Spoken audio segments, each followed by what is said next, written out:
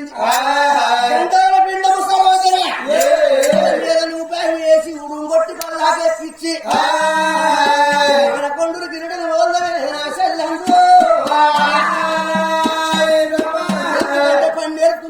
పన్నెడుతున్నాం బిడ్డ నదిలికిచ్చి బూరకిచ్చి ఏడేడు వాకిళ్ళు ఊడువాలి ఏడేడు ఆడుతూ దోమాలి ఏనాడు ఒక బట్టలు వింటారు బాసలు దోమాలా పెద్ద దుర్గాబాయి